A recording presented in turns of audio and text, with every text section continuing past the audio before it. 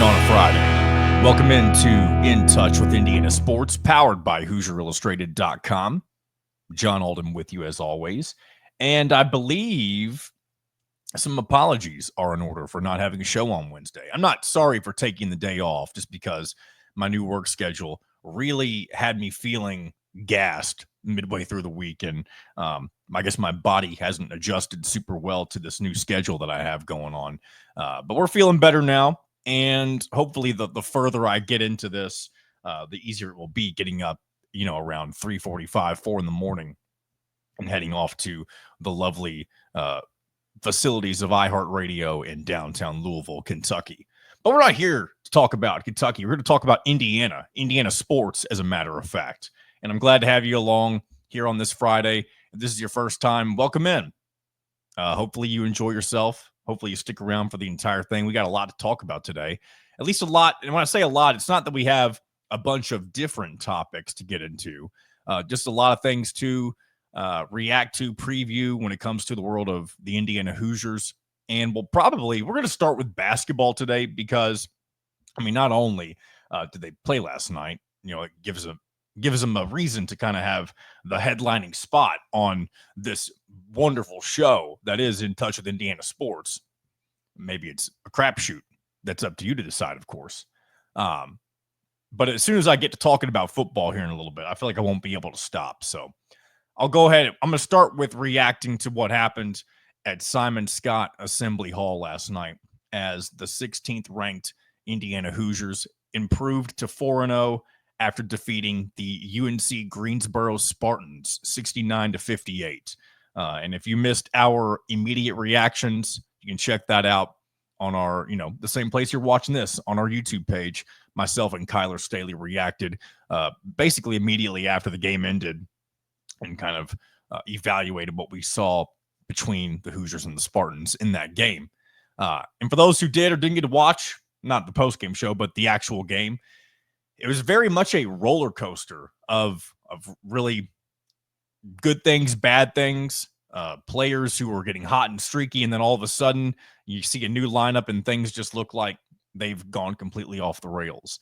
And for those who have been following Indiana basketball throughout the Mike Woodson era, and really, I'd say this became more of an issue last season than any other season, but the abrupt substitutions, and I know you have to give your players a break, but Mike Woodson has been known to kind of bring in almost an entirely new lineup at the exact same time for his first round of substitutions. And a lot of times that has thrown the rhythm off of Indiana teams. And we saw a very big example of that last night when Indiana, I believe, was up at most. They were up like 21-5 at one point early in the first half. And as soon as Mike Woodson decided to make some substitutions, the Indiana offense got stagnant, and it allowed UNC Greensboro to find a way back in, get some momentum. And before you knew it, we get into the second half, and it's 40-40. And excuse me while I take a drink of coffee, as well as catch my breath. But Indiana has probably clocked in what I would say is easily, well, I can't say easily because I didn't watch the first half of the Eastern Illinois game, and I know that was kind of a disaster. But the first 4 games for Indiana have been very interesting, to say the least. We've seen a lot of good. We've seen a lot of bad. Definitely different from what we've gotten with Indiana football, where it felt like where it was almost impossible to criticize the Indiana football team through the first several weeks. And even now, they're really tough to criticize. But Indiana, going into next week, they have one of their most important stretches of the early portion of the season. Actually, if we're just talking this part of the calendar year, the back portion of 2024, this is without a doubt the most important stretch for this Indiana basketball team when you think about their postseason aspirations, their net rating, all of that stuff, because they're going to have a chance to play potentially 3 really good teams. And you don't have to necessarily win all of those games, but I think the question everybody has on their mind right now when we think about next week when Indiana goes to the Battle for Atlantis is which version of this Indiana team is going to show up on Wednesday when they face Louisville. Is it going to be the Indiana team that looked really good against South Carolina and really took care of business for, not from start to finish, but it was without a doubt their most complete performance of the 4 games they played. And that's a good thing, I would say, for the most part, because that was the perceived best competition you had faced up to this point. And honestly, I wouldn't put it past UNC Greensboro to beat South Carolina, though, for being honest, because South Carolina did already take an early loss this year to North Florida.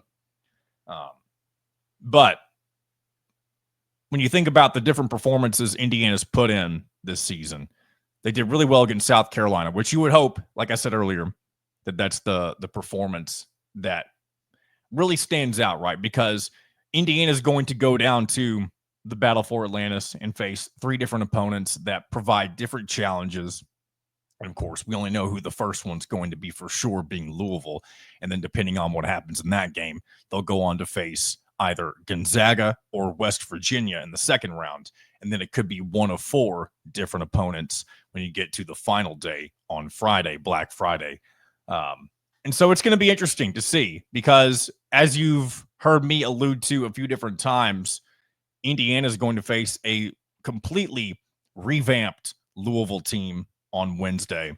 And not that this Louisville team is going to be contending for the national championship. I'm not trying to make it seem like this is, a Rick Pitino era Louisville Cardinals basketball team.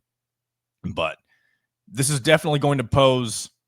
I mean, if you think about when Indiana played Louisville last year in Madison Square Garden, they were in that 4-team event with UConn as well as Texas.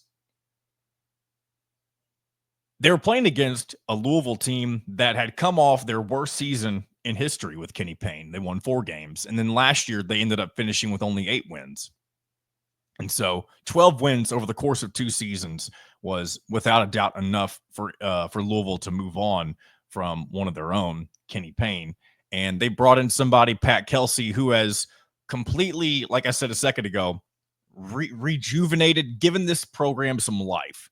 And they're playing a very fun style of basketball where they're shooting the ball from 3 a lot. They sometimes play 5 out. And the reason I bring this up is Indiana played some very lazy defense last night against UNC Greensboro. And if that version of this Indiana team shows up on Wednesday, there's a good chance Louisville could hang 90, 100 points on you. And that's good. That could be the beginning. I hate to say the beginning of the end, but there will be a portion of the Indiana fan base, basketball fan base specifically, that will look at that, a result like that, and immediately hit the panic button. But at this point in the tenure of Mike Woodson, I don't completely blame them as much as, maybe last year I was very critical of the fans who were kind of, I felt like, prematurely getting upset at some of the issues Indiana had last season. Because I kind of felt like there was some grace needed given that you were trying to adjust to life without Trace Jackson Davis, and maybe you didn't prepare for that as well as you could have. And yes, that does fall on Mike Woodson. But to the level of people wanting to have him fired at the end of one bad season, I know a lot of that was multiplied by the issues with recruiting. I'm fully aware of all that stuff. But if things don't go well for the Hoosiers down in the Bahamas, and again, it begins that Louisville game, I'll say this too real quick. I don't think if you lose to Louisville, it's the end of the world, especially if you play well and lose. But there is a scenario where Louisville just outplays you and completely runs you off of the floor, similar to what we saw last year when Indiana got boat raced by Auburn on a neutral floor. And that game was close for a while. Indiana actually, I think, got off to a hot start in that game and then just completely faltered. And it was one of the more embarrassing performances for Indiana last season. And anytime Indiana plays a high-flying offense like that, you hope that the defense is prepared to lock down in those situations. And also, too, while we're talking about Louisville, Umar Ballo, that needs to be his breakout game. Because Louisville does not have anybody on their roster, I don't want to say that can compete with him, but there's not anybody that has that type of size, that level of just kind of beefy bulkiness, right? And Indiana needs to take advantage of what they have with somebody like Umar Ballo for that matchup specifically. And that should be a game where he scores probably 20 to 30 points. And hopefully you have the complementing offense of the 3-point shots from Miles Rice and, Galloway and the guards and that stuff. So I know it kind of feels like I'm going all over the place. But and real quick on Louisville next week, we'll be joined by colleague of mine at iHeart. I don't know what day we're going to do this on, either Monday or Wednesday, but Nick Coffey, he's going to come on and share his thoughts on let us know what this Louisville team is like and what he expects to happen when Indiana and Louisville face off on Wednesday. So we'll go ahead and put that conversation to rest, and we'll revisit that next week. Excuse me one second.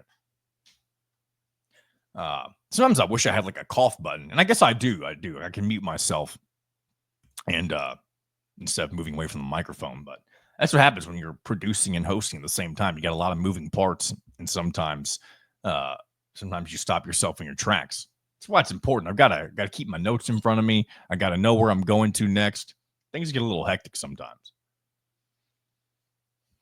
and nothing worse than when I get out of breath. I feel like I got to catch myself for a second at times.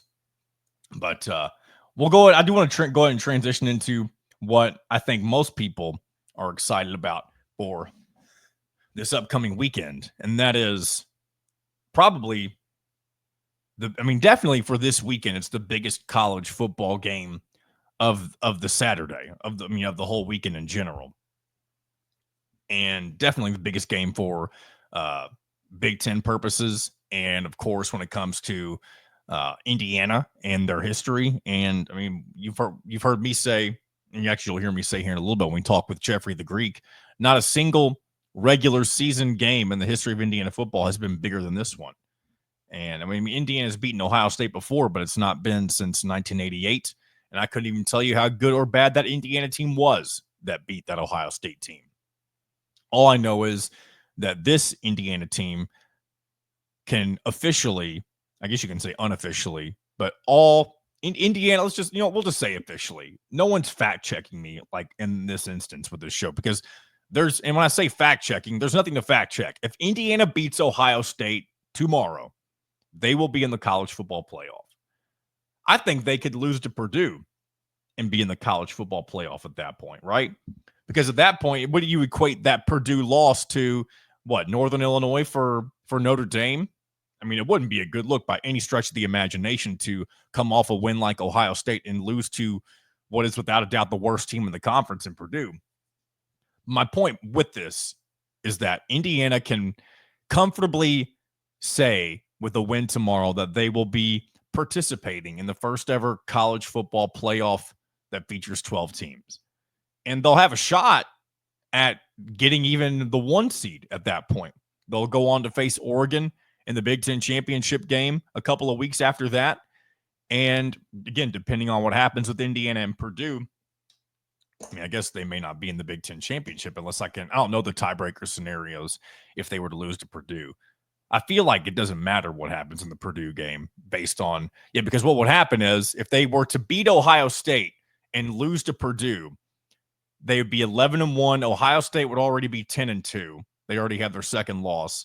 And then you'd be going up against Penn State, who would be 11-1, and you would have a common opponent in Ohio State that would give you that advantage in that situation. So, interesting thinking that they can lose to somebody as bad as Purdue and still make the Big Ten championship, right? Again, I'm theorizing on things that probably don't even need to be theorized on right now, because the thought of losing to a Purdue team that is this laughable and ready to get rid of their second-year head coach, again, it's just not even worth humoring, right? So big things on the horizon for Indiana as they prepare to take on the Buckeyes in the shoe tomorrow. And I haven't even thought about like how I will react if Indiana were to win this game. And I don't know if I've ever really shared this over the air, but ever since I've dove into this world of radio and podcasting, and really ever since, really since college, right?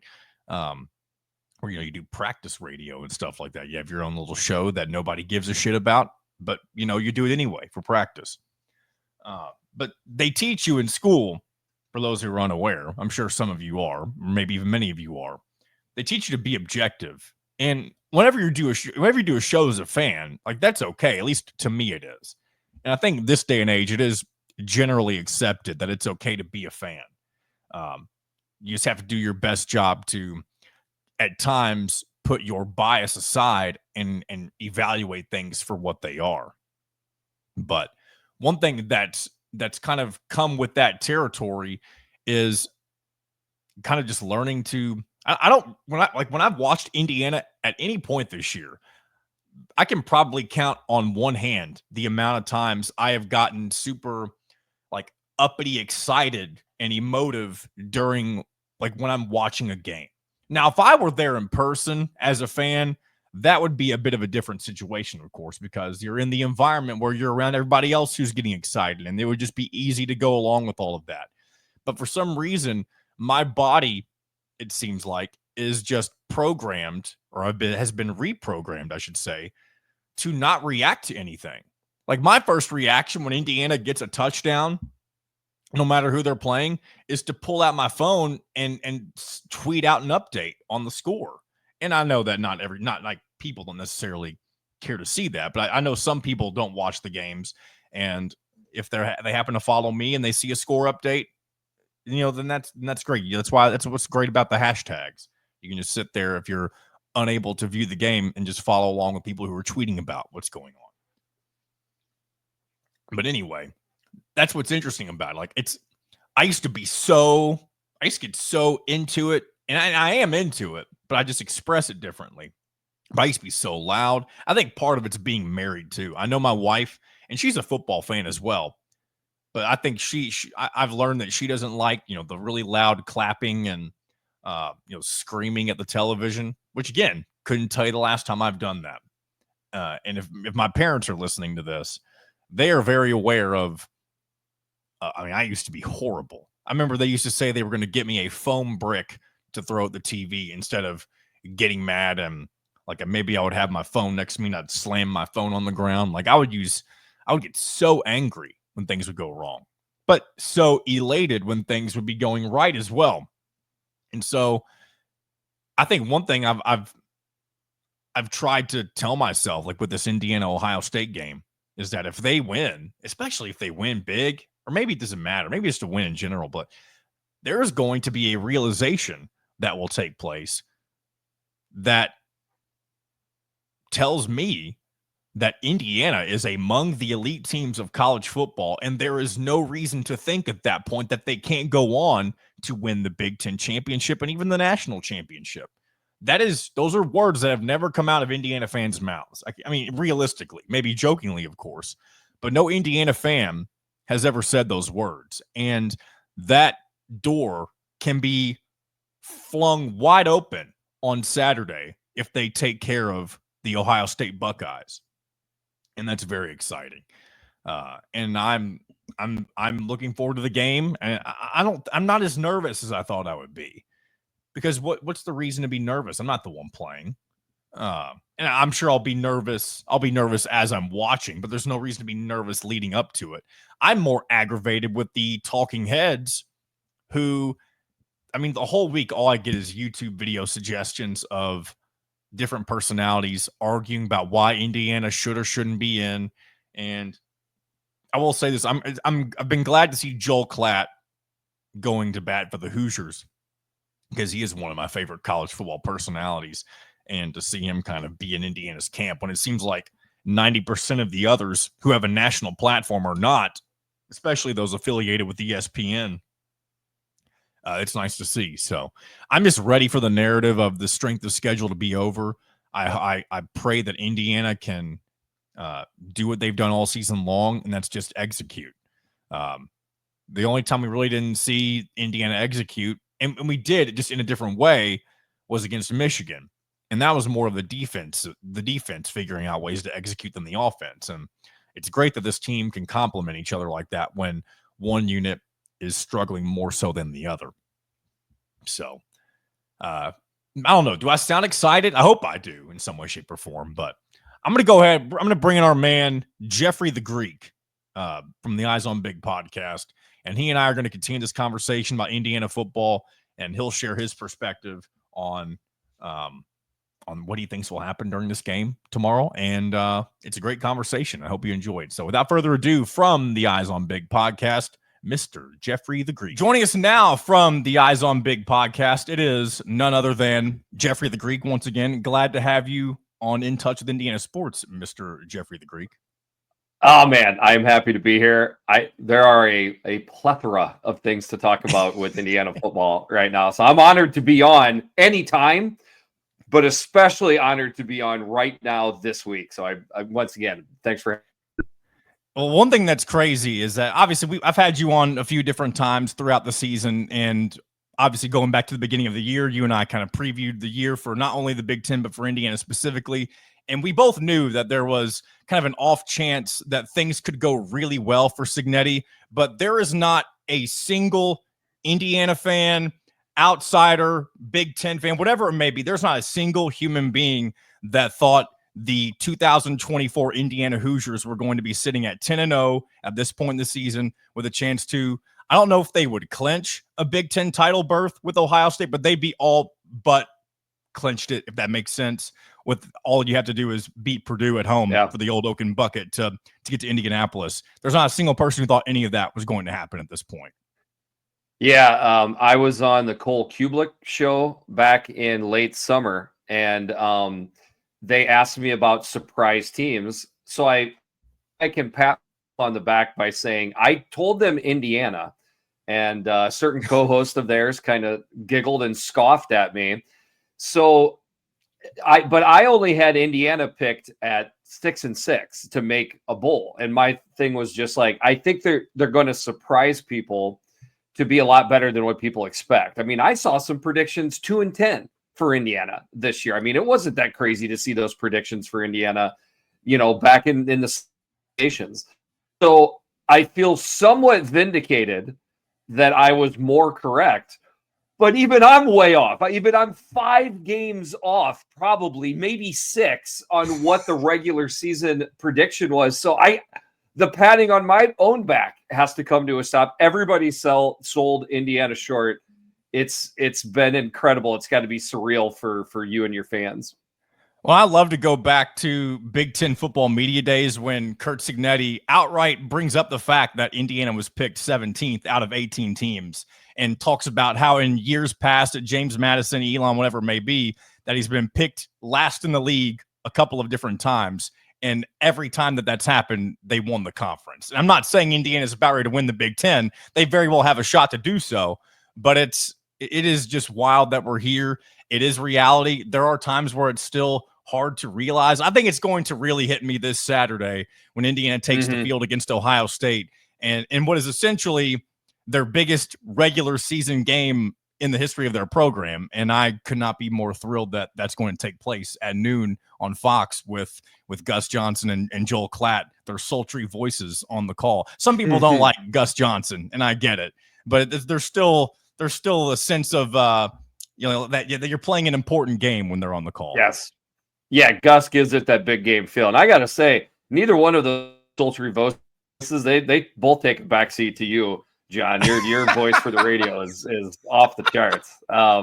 And I'd also like to say, I record, the Eyes Up podcast with Jordan Eggleston. He's a Michigan man.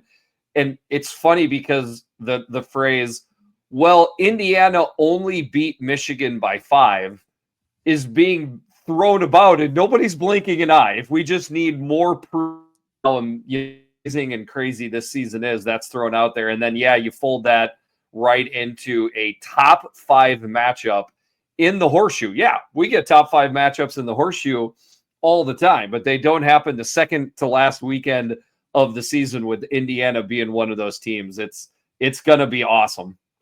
I say this is usually the game where at this point in the season, you're looking at Ohio State and you're saying, don't look ahead to Michigan. That's not the case this year.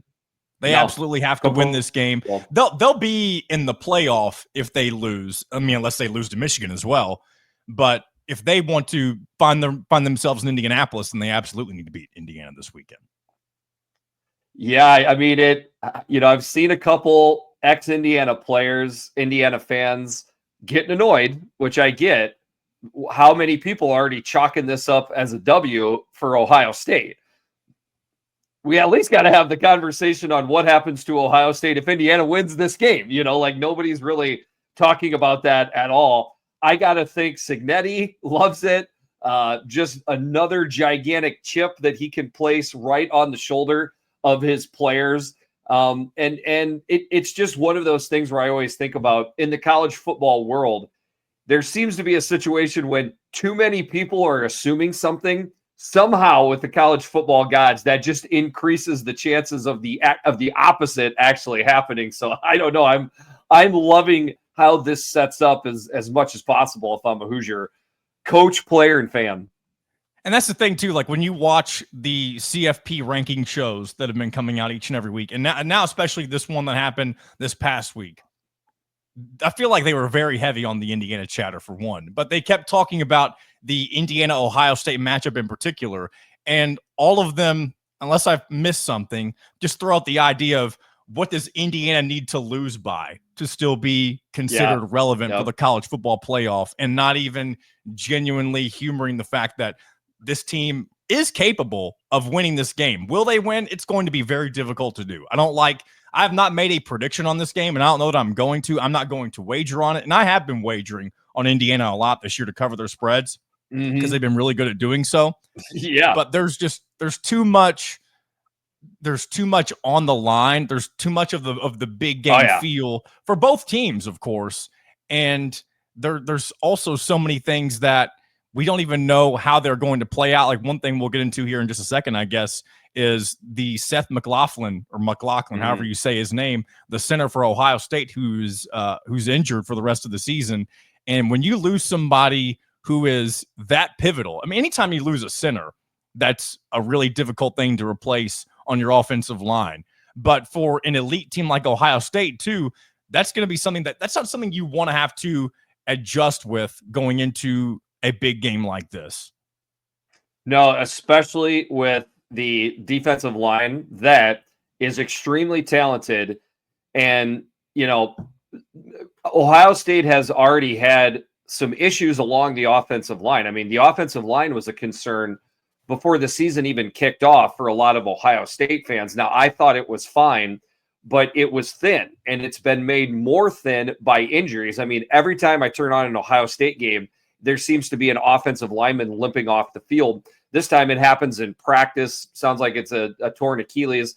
I think most Ohio State fans would tell you the offensive lineman that has played the best and most consistent all year long was center Seth McLaughlin. So the fact that he is gone and another backup comes in, it's a huge deal. It's like, all the talk is always quarter receivers, maybe a linebacker, a pass rusher. But man, you lose a key part of a line like that. It's huge. And a tweet that I put out is, now it's going against arguably, one of the best defensive linemen in the Big Ten in Kamara. Now I know Kamara's on the edge, but man, they loop him around and rush him all over the line. So but it's not just Kamara, Tucker and Carpenter.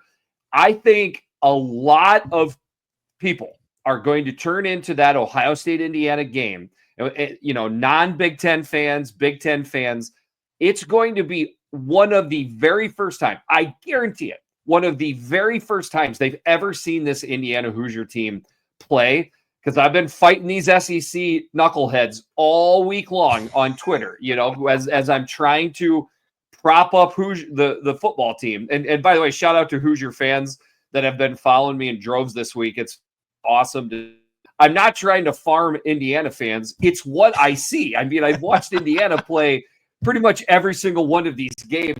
It's a really good football team that has gotten to 10 straight wins because they're good at playing football. I'm excited to see them match up against Ohio State, maybe even more excited for people to see fans, to see the Hoosiers for the first time this year. Speaking of matchups, or I guess this is more of a quarterback comparison, but who do you trust more to perform in this game, Curtis Rourke or Will Howard? That is a great question. I do not know the answer. I feel like Will Howard's play has been nitpicked a lot. and it's been good. Will Howard has been good. It'll be interesting how much they run Will Howard in this game. Will Howard is usually good for making one mistake a game in these big type of environments. Wouldn't surprise me if this really nasty Hoosier defense gets them into one, but he typically from that mistake plays as well. And on the other side, I mean, I've been on the Curtis Rourke train. The second I heard him being signed away from the MAC and into Indiana, like, he's performed great. He's ready for the moment. I expect him to play well. It's just that he's going against a Buckeye defense that is absolutely off the chart. So if I'm not 100% committed to Rourke being, a great performer in this game, that has nothing to do with Rourke. It has everything with that defense.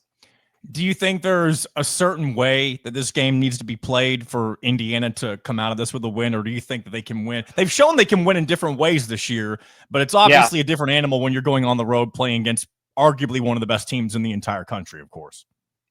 Yeah, Jordan and I had a really good conversation, in my opinion, on this guy. And my thought process was this was going to, and it still is, that this is going to be a great game. I both of these defenses are really good. He kind of brought it to the table that I think Siggy's gonna, take a long drag of that cigarette and just throw it down the field right away.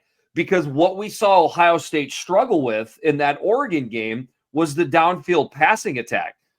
Speaking of all the D linemen that non-Hoosier fans are going to learn, Surratt, Miles and Miles, Cooper, these guys are going to be the first time they've seen, these guys for Indiana as well. So Indiana has the ability to push the ball down the field. Maybe that's how Cignetti starts the game.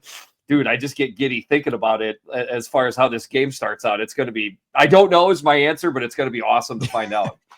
I know it is very nerve-wracking to think that there are millions of ways that this can play out. And I think the one that, of course, Indiana fans are most worried about is if what all of the SEC prognosticators and really a lot of the national guys in general, not all of them, but a decent majority of them, that think that Indiana could go into the shoe and get absolutely ransacked. I don't think that's going to end up happening, but you never know. When you're playing against elite talent like Ohio State, if they're just having a day where they're rolling, that most certainly is not an option that can be 100% ruled out. I do think Cignetti is a good enough coach, no matter who his roster is, that his team will be ready to respond to a team that's rolling. So we'll have to wait and see how that happens, if that's the scenario that plays out. But if it does end up being a blowout scenario where Ohio State just takes care of business, what do you think are Indiana's chances in still getting into the college football playoff in a few weeks after that? It's college football, so we have to assume that any and all outcomes are available, right? That's how this sport rolls. And there are some people who I want to be clear that is the case. Yes, many. I'll make this prediction. No matter how this game goes down, SEC fans will either pick on Indiana or Ohio State. Right? So I'll just make that prediction right there. I know that much. The focus will be on the negative, which is always annoying. I want to be clear, no matter what happens in this game, I believe Indiana should be in the college football playoff. Personally, I think they should be in regardless. Side note to that, if college football rankings, they might be signaling to us already. The fact that Indiana is 5 ahead of Notre Dame, miles ahead of SMU, BYU, and Miami, which is a helmet school, that all have one loss as well, right? Or have one loss. They're way ahead of those teams. So I think there's a fluff zone there that Indiana can drop and still stay in the playoff. I think that's what the committee's telling us.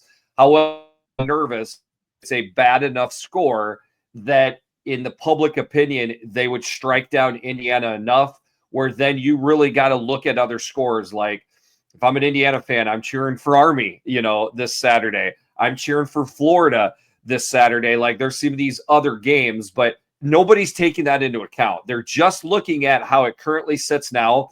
And Indiana, if they win or lose this game is what I should say. There's other teams that are on next to Indiana. Should Indiana lose this game, if any of those games happen, that helps Indiana as well. Nobody seems to be talking about those games. And one thing I've taken note of, and maybe this stat is irrelevant now, just because, yeah, this is a 12-team playoff, but you also have auto bids, and that kind of makes things funky, especially whenever some of these auto bid teams, potentially a couple of them, aren't even inside the top 12. And the stat I was going to throw out there is that throughout all 10 years of the college football playoff rankings, the final iteration never disincluded, if that's even a word, a team from a power conference that was 11-1 or better, which of course Indiana, I mean, unless they just find a way to lose to Purdue, then that's not going to be the case. But again, so you could be that one-loss Indiana, get shot all the way down to 11 or 12, but if a BYU or a Colorado who's ranked number 13 or 14 wins the Big 12, or SMU for that matter, actually, I don't know if SMU would fit into this category, but either way, any of these bid stealers, that could be an issue for Indiana if you do lose this game, I feel like. I agree. And I feel like nobody's taking that into account. So shout out to you for taking it into account. It's important.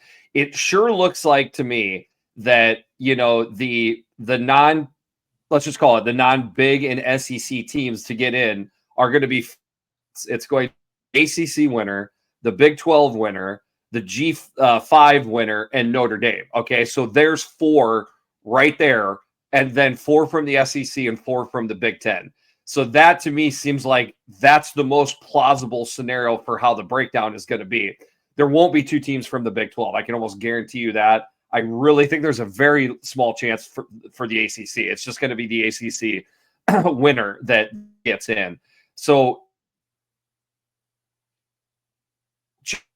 against any double SEC teams losing, namely, I think it's give me a second here. Ole Miss at Florida. That's a big one, right? Ole Miss at Florida.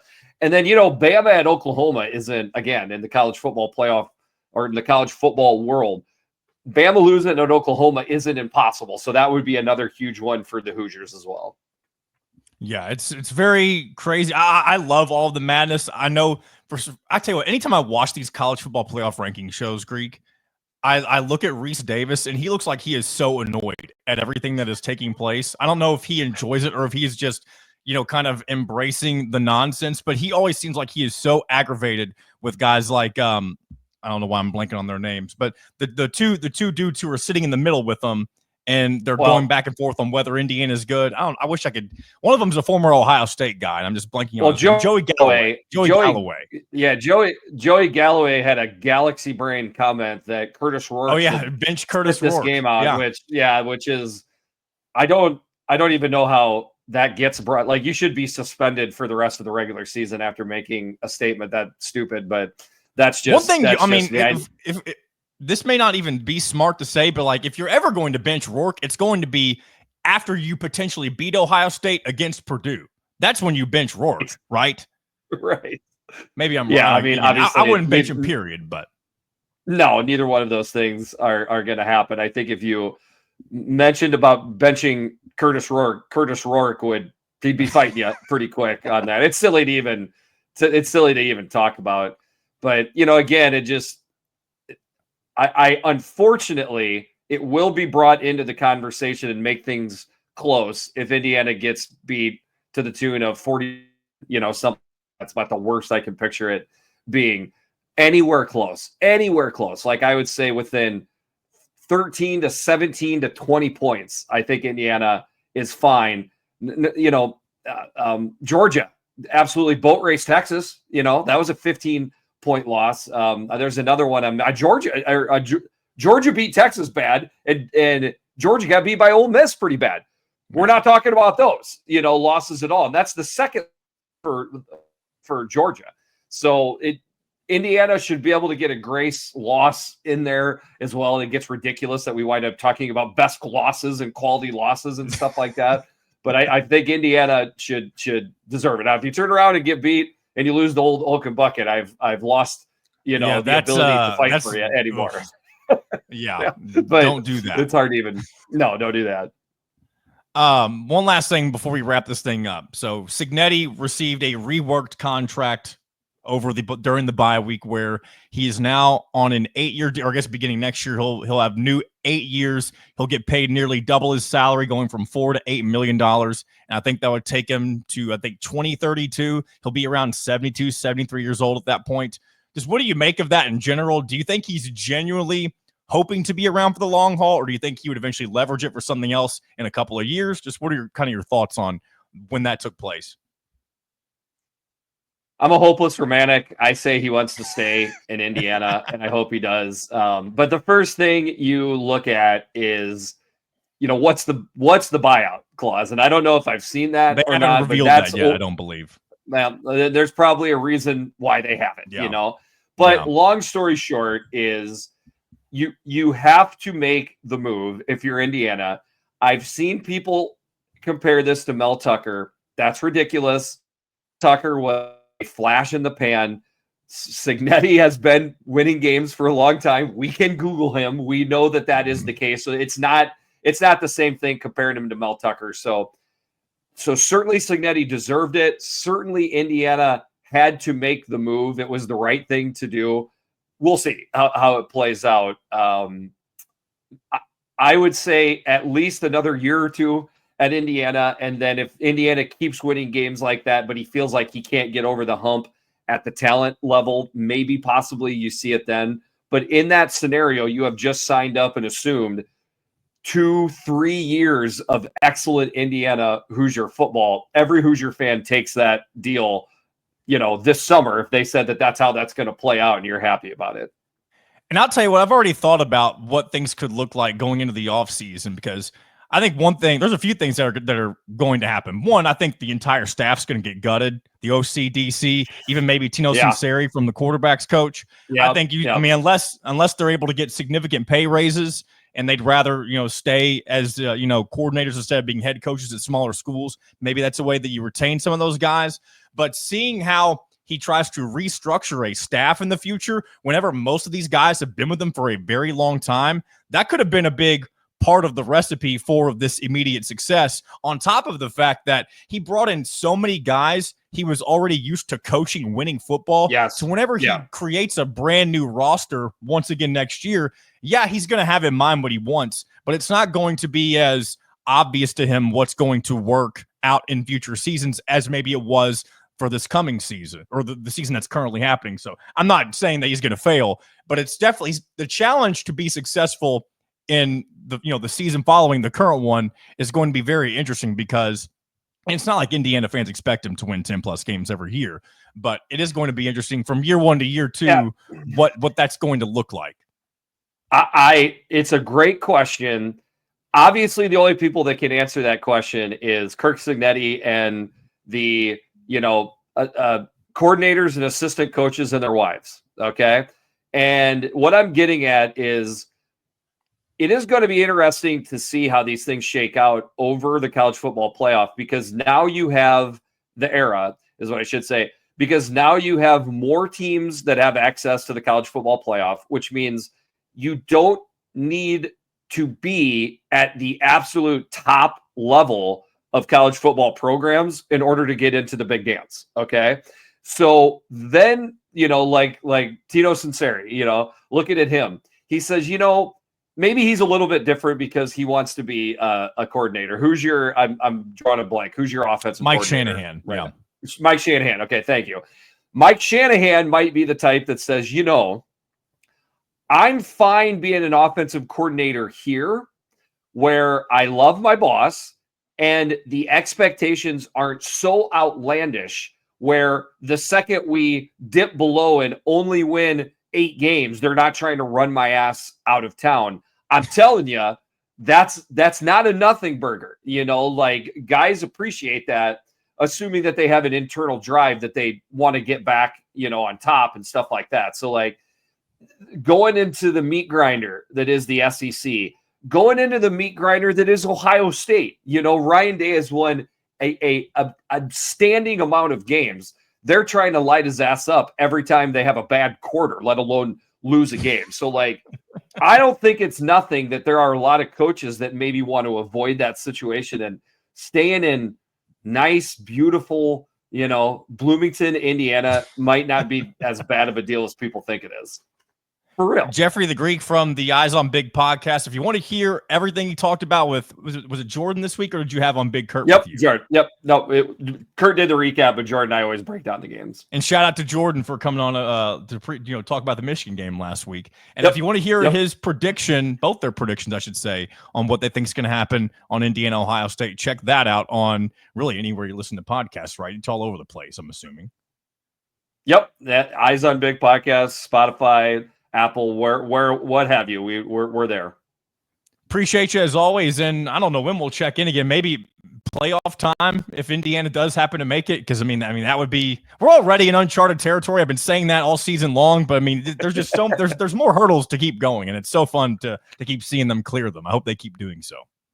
Yeah, I'm an Iowa fan, and I would maybe go back to 2002 Iowa, where Iowa had kind of struggled for a while, and then boom, we broke out on a 11-1 season that nobody was there.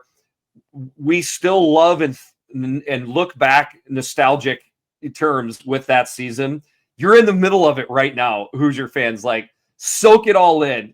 Take in every podcast. Read every article you can. This is the good stuff. Like, this is why all of this sometimes awful, gut-busting sport of college football is to get the payoff that you're getting right now. So soak it in as much as possible, because this is awesome. Jeffrey, I appreciate your time as always. Thanks for having me. Big thanks to Jeffrey the Greek as always for his time, and it's been a heck of a fun football season, and it's nice to see him be happy for the Hoosiers, because as someone, I mean, he's part of a winning program like Iowa. And I know it's not as elite as an Ohio State program or a Michigan or even a Penn State, but Iowa's always the program that I've hoped Indiana could mimic. And I know I'm not the only person to say that. So it's just nice to see a former Hawkeye who really is kind of always in the he's always rooting for the Big Ten teams. Check out the Eyes on Big podcast. He breaks down all the games, gives his thoughts each and every week, and makes his betting picks as well. And we'll get into our betting picks here in just a moment. But I need to mention something that I didn't realize had happened yet, and maybe that makes me an idiot or living under a rock, and that's totally fine, because sometimes right now I feel like I am living under a rock, getting up at 3 or 4 in the morning and while the rest of the world is sleeping.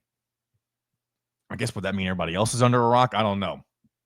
But I saw Julian Lewis committed to Colorado, so that ends that ride, of course, where Indiana fans were, myself included, thought that he had a real shot at landing, or the Indiana had a real shot at landing Julian Lewis, and that's true, even though they didn't get him.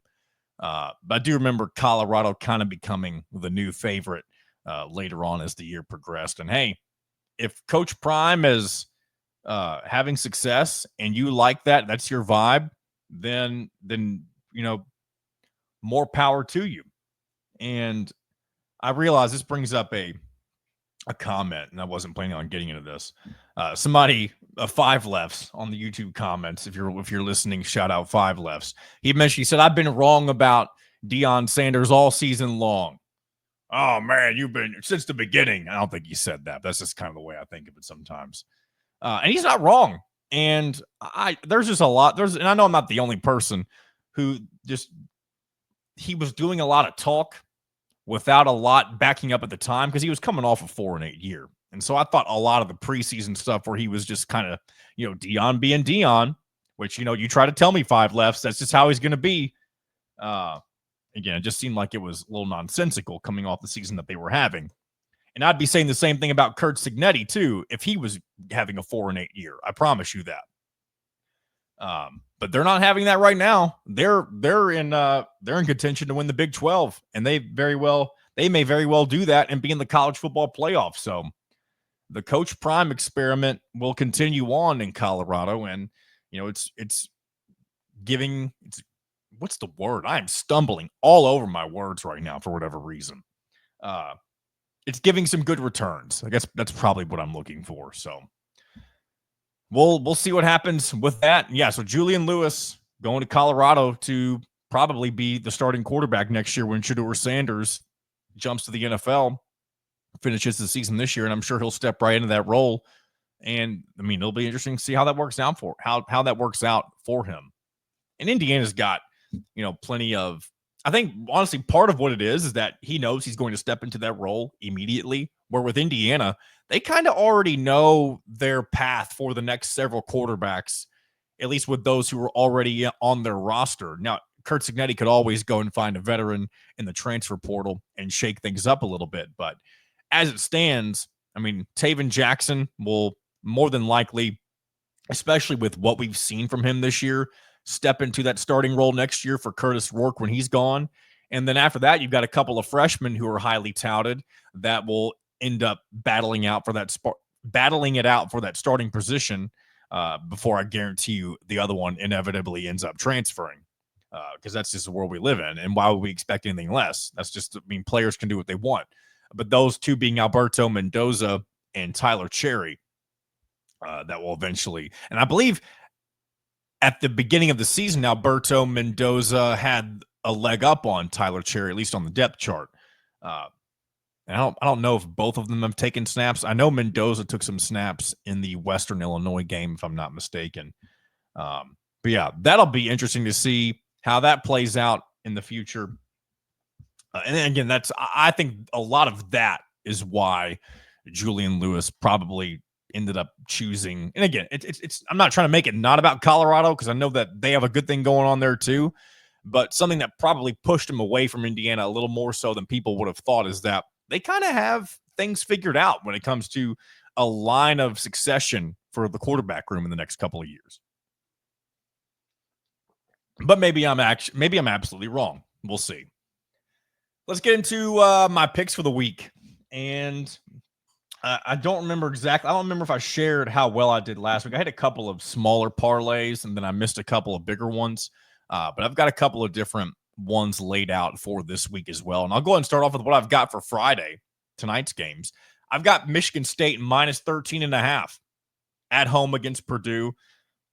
Rumor has it that this is a big game for Ryan Walters, but I don't think that matters one bit. I think Michigan State, they're 2 wins away from bowl eligibility with their first-year head coach, Jonathan Smith, and I think they will beat the brakes off of Purdue. Maybe I'm dead wrong, but I like MSU minus 13.5. And on top of that, I'm parlaying that specific matchup with UNLV minus 7.5. And I'm trying to think of who they're playing. I'm pulling it up right now. They're playing San Jose State on the road. This is more of just, I wanted to parlay. The other game was something that I was fairly confident in. And I know UNLV has had a good season. I know they switched quarterbacks mid-year, and they've still been able to have success. So I'm just kind of banking on UNLV covering minus 7.5 to give the bet a little extra juice, if you will. Some may say that's stupid, and maybe it will be. Maybe Michigan State covers and UNLV doesn't, or maybe it's vice versa. You never know. But I wanted to do more than just a straight bet there. So let's go ahead and get into some of the rest of the Big Ten matchups for the week. And if I'm betting on any of them, I'll let you know which ones I am betting on and what I'm absolutely taking, I should say. And then I'll let you know what I'm taking outside of the Big Ten matchups after the fact. So we'll start off with, of course, Indiana, Ohio State. And I'm not going to talk more about the matchup. And I'm also not betting on this. I just wanted to update you guys on what the current spread is. OSU is currently an 11-point favorite. And I believe this started off around 14 or so a couple of weeks ago. That was a spread that was revealed fairly early. And then it immediately shifted closer to the 10-11 mark and has gone back up from 10 to 11. I'm not betting on it, but if I was, why not take the Hoosiers to cover, right? They've been cover warriors all season long, except for a couple of close calls. Michigan was a close call for sure, but that was one where they were favored and didn't cover by as much, or they didn't win by as much as the spread said they would.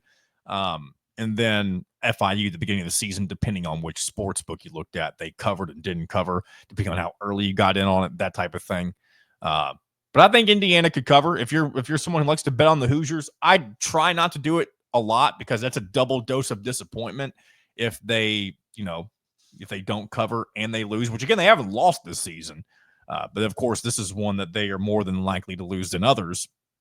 So I'm just going to enjoy the ride on Saturday. I'm not going to bet on Indiana, Ohio State in any way, shape, or form for tomorrow's game. After that, though, we've got Illinois taking on Rutgers on the road. Only favored by 1, the Scarlet Knights are, and I'm taking Illinois money line.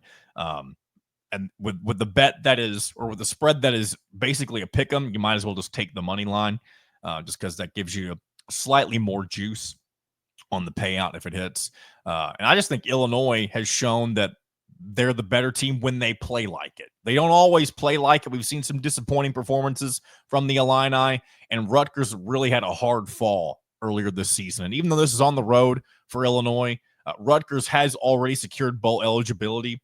And I think Illinois just probably has a little more to play for. They want to get to a better bowl. Rutgers can do the same thing. I just believe in Brett Bielema more so than I do, I guess, Greg Schiano in the situation. After that, we've got Iowa at Maryland, and this game I'm also betting on. And what's interesting, though, so I got this at -6.5 for Iowa. And I don't know if I'm unaware of something that's happened with the matchup here, like maybe a roster, like a player's going to be out or something for Iowa, but this has dramatically shifted to Iowa -4.5. Since I bet on these last night. Like I secured my or locked up my parlays, I should say, last night whenever I was preparing on deciding what I wanted to bet. And maybe it's just a different sports book, but I only favored by 4.5 here on the road at Maryland. I don't think Maryland's very good. I think they have a decent offense, but outside of that, they're not even mid. They're below mid. They're 4-6. Very disappointing season for Mike Locksley. And I don't know if he'll be fired after this year. Maybe he will, maybe he won't. I think he's got a pretty decent recruiting class on the way in. But he's had a few of those already. And they haven't been able to break out and have a phenomenal season under Mike Locksley. And I always say Iowa. I was talking about them a second ago. They're almost a shoe-in for like an 8-win season, and they're currently sitting at 6-4. And again, maybe they'll win and not cover, but I think they'll go into, was it College Park? Yeah, and they'll go into College Park and take care of business tomorrow. The Hawkeyes. Next one, I am betting on a lot of Big Ten games this week, but we've got number 4 Penn State at Minnesota I was going to say, it's going to be a pretty chilly environment, 39 degrees up in the Midwestern state of Minnesota, which these are all I was going to say they're all Midwestern states, but as we know, the Big Ten is no longer exclusively a Midwestern conference. But number 4 Penn State going on the road against a very pesky Minnesota team. They're favored, the Penn State Nittany Lions are favored by 11.5 points. I like Minnesota to cover that. And I honestly wouldn't be surprised if Minnesota wins outright. They're a very weird team. They get up for big games, and they beat a USC team that, looking back, wasn't very good. But I think Minnesota will keep this game very competitive, especially at home. I feel like Penn State's going to slip up again. I've just had that feeling for a couple of weeks now, and this feels like the prime environment for that to happen in. I don't think it's not like it's going to be a snowy environment at Huntington Bank Stadium, but and not quite a night game, but it starts mid-afternoon. It'll drift into the evening hours, of course, and I'd like Minnesota to at least make this competitive. So, and by the way, so it's currently 11.5. I got it at 12.5. So that'll be interesting to see how that one plays out. Up next, we've got Northwestern at Michigan. Not betting on this game. Michigan favored by 10 points. It's interesting looking at Michigan and knowing that there's not much left to play for them this season. Northwestern still trying to get to bowl eligibility if they win out against Michigan this weekend and then against Illinois to end the season next week. I guess Michigan just wants to finish strong. I mean, they're currently at 500. They can still secure a winning season if they win their next 2 games. Of course, one of those being against Ohio State in the finale next week. But if they don't beat Northwestern, there's a good chance they won't be bowl eligible. And that'll be a big, little strike, I guess, on Sharon Moore's resume in year 1. And I think it'll prove all the people, and myself included, I'll pat myself on the back for that one, 5 left. So I know I was wrong about Deion Sanders, but I will pat myself on the back for this one. with saying Sharon Moore is kind of a bum, for being honest. And if he ends up being 5-7, then that definitely, at least for year one, supports that argument. Maybe he'll rebound in year two. Let's move on. A couple more games in the Big Ten. This next one I'm not betting on, but the last one I am. This next one, Wisconsin at Nebraska. Two teams at 5-5. Nebraska hosting, trying to become bowl eligible for the first time in 10 years. Will they do it? Will it be a party in Lincoln, Nebraska, or will they be disappointed yet again and try to get bowl eligible in the final game of the regular season against Iowa next week? I think, man, what do I think? Wisconsin coming off that emotional loss against Oregon. I think Nebraska will take care of this. I think Wisconsin may be a little gassed emotionally from what happened or what nearly happened against Oregon this past weekend. And I think Nebraska and Matt Rule and company will secure bowl eligibility and go into an interesting game next week against Iowa, where they maybe could get a 7th win. So that'll be something to keep an eye on. And then finally, last game on the Big Ten, on the Big Ten docket. And this one I am betting on. USC at UCLA. USC 5-point favorites. I think with the way UCLA is playing as of late, I think the wrong team's favored here. I'm taking UCLA money line at home against the Trojans. The Trojan fan base, as I've seen online, which I know online fans don't represent the entirety of the fan base, but I'm sure it's reflective in some way, shape, or form. I think USC is very unhappy with their current situation and very unhappy with Lincoln Riley. And I think that will bleed onto the field this weekend. And with the momentum UCLA has, and, they still could get to bowl eligibility if they win. I mean, they end their season with Fresno State next week. UCLA does. So they could very well get to 6-6 if they get the upset this weekend at home against USC. So I like UCLA money line here. And if there's a team that would win most improved from beginning to end this year in the Big Ten, it absolutely goes to UCLA. Because at the beginning of the year, I was ready to declare them the worst team in the conference, even worse than Purdue. But that script flipped pretty quickly as we learned. All right, that'll do it for the Big Ten games. What else am I betting on this week? Again, a very Big Ten heavy flavor when it comes to the things that I am betting on. But I've got SMU minus 9.5. They are, I believe, on the road against Virginia. Yes, they are. And that would be a sneaky, scary game. And it kind of is, even though I've decided to bet on it. But I think SMU may indeed be the best team in the ACC potentially. They're more consistent than Miami is. And I think they're going to find a way to cover this 9.5 points on the road against a middling Virginia team that is 5-5. And their home environment's not much to get excited about either, especially when they're not having a good season. Kind of similar like what we got to see with, or what we were used to seeing with Indiana all these years. Next, I've got Boston College money line against North Carolina.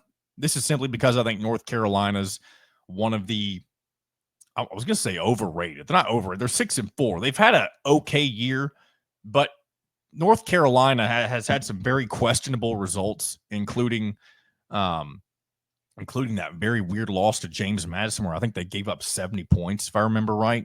But that was like a 70-50 game, something like, it was like a basketball score. And Boston College has had some good moments this year, especially at home. I think they'll get it done and get what's technically an upset against UNC.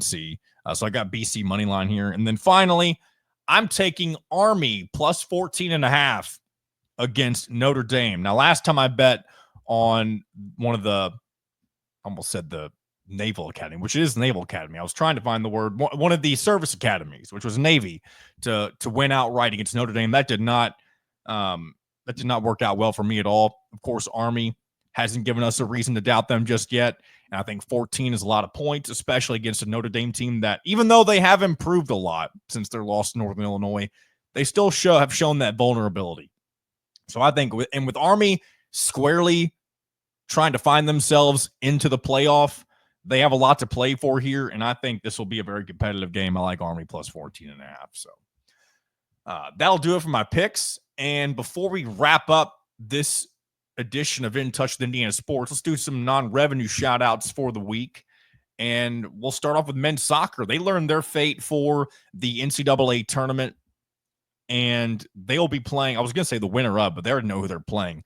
Originally, they were given the 14 seed and were slotted to play against the winner of Akron and Princeton. We know who that will be now. Akron defeated Princeton 1-0, and the Hoosiers will face off against Akron, a historically good soccer program, by the way. Akron is used to be competing for national championships, and they have won some.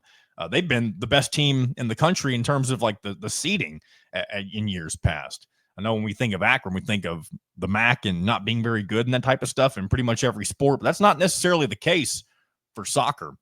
But number 14, Indiana will host Nebraska, Akron, in a couple of days at 1 p.m. And if they win, they will go on to face the winner of number 3 ranked Denver and Gardner-Webb. So the quest for 9, at least in terms of the tournament for the Indiana Hoosiers men's soccer program, begins. This Sunday? Yeah, this Sunday at 1 p.m. So we'll keep an eye on that, and hopefully they can make another deep run in the men's soccer tournament. All right, unfortunately, we're going back to some bad news for women's volleyball.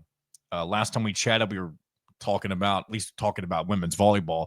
Things had not looked so good for them recently, and that continued to be the case when they traveled to Lincoln, Nebraska this past weekend. Lost to, again, they're the number 2 ranked team in the country.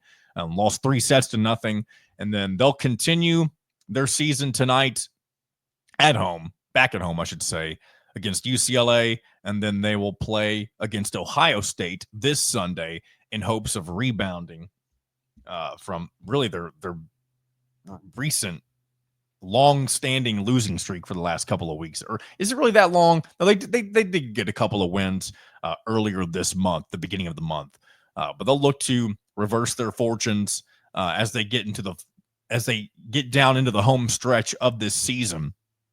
And this week, tonight's game on Big Ten Plus against UCLA, and then Ohio State's game, the game against Ohio State, will be on the Big Ten Network on Sunday. And then finally, women's basketball got back on the right track this past weekend. I should have mentioned this on Monday, for being honest. They defeated Stanford at home, 79-66. Very big win for the Hoosiers, especially coming off of some very disappointing losses to Harvard and Butler in back-to-back games. And going into this weekend, just like the Hoosiers next week, the men's basketball team, I should say, the women's team will compete in their version of the Battle for Atlantis beginning tomorrow. They'll play against Columbia at 4 p.m., and you can watch that game on Flow College. I've never heard of that network, but if you know what that is and you know how to find it, you know how to make it work, that's how you can watch Indiana women's basketball in the women's version of the Battle for Atlantis this weekend. So that'll do it for our non-revenue shout-outs of the week, and that'll also do it for this week, or this episode of In Touch with Indiana Sports. Look forward to tomorrow.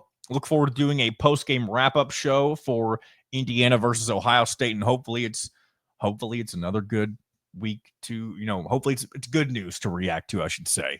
Don't know who's going to be co-hosting it with me. It could be any of our HoosierIllustrated.com staff. And while you're thinking about it, go ahead and give them a follow on Twitter. Check out things going on at HoosierIllustrated.com. It's Dylan Traeger, Drew Rosenberg, Alec Lasley, and Kyler Staley. Great staff. Always putting out good content for you to consume, especially throughout this entire football season. They've been putting out good stuff. And of course, as basketball gets into the thick of things, plenty of good things as well. So until tomorrow's post-game wrap-up show, this has been another edition of In Touch with Indiana Sports, powered by HoosierIllustrated.com.